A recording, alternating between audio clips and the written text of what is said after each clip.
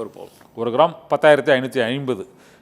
நீங்கள் சொன்னீங்க பல்வேறு காரணிகள், சாந்தகுமார் சார், பல்வேறு காரணிகள் நீங்கள் வந்து சொன்னீங்க. ஒன்று, இந்த H1B விசாரத்தில் இருந்து அமெரிக்காவின் இந்த வரி விதிப்பு, ஃபெடரல் ரிசர்வோட அந்த ரேட் கட்டு, அது தவிர மற்ற நாடுகள் அந்த முதலீட்டில் இந்த சர்வதேச அளவில் நிலவக்கூடிய அந்த அரசியல் சூழ்நிலை, இதனால் ஏற்படக்கூடிய அந்த முதலீட்டு அளவு அதிகரிச்சிருக்கிறது என்று கூறினீர்கள். ஆனால் இப்போது இந்த அளவுக்கு விலை உயர்ந்தால் இதை இனிமேல் நடுத்தர, அதாவது மிடில் கிளாஸ் பீப்புள் தங்க நகைகளை வாங்க இயலுமா என்ற ஒரு கேள்வி எழுந்திருக்கிறது. ஏன்னா ஒரு கிராமே 10,000 ரூபாய். எல்லாருமே ஒரு மோதிரம், ஒரு கம்மல், இல்லை ஒரு வளையல் அல்லது ஒரு செயின் ஆகியவற்றை குறைந்தபட்சமாக அவர்கள் ஒரு சவரனிலிருந்து ஒரு 3 சவரனுக்குள் மிடில் கிளாஸ் பீப்புள் வந்து அதை வந்து இந்த நகைகளை தான் அடிக்கடி மாற்றுவது, அந்த டிசைன் சேஞ்ச் பண்ணுவது, வாங்குவது என்று இருக்கும்.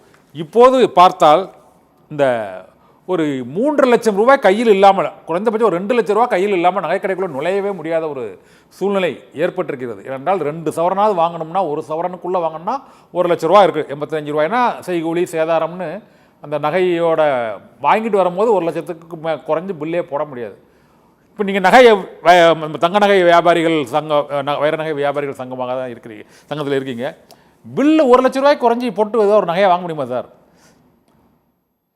வாங்கலாம். அதாவது வாங்கக்கூடிய நகைகளை பொறுத்து இருக்கு. கால் சவரத்தை கூட வாங்கலாம். கால் சவரத்தில் வாங்க போனால் 30,000க்குள்ளேயே வாங்கிடும்.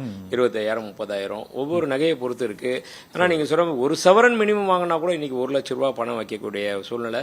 அது இல்லாமல் வந்து ஒரு நடுத்தர வர்க்க மக்களும் சாமானிய மக்களும் வாங்கணும் அப்படின்னா கொஞ்சம் யோசிக்கக்கூடிய லெவலில் தான் இருக்கு சொல்ல போனால். அதில் எதுவும் மாற்றமும் இல்லை.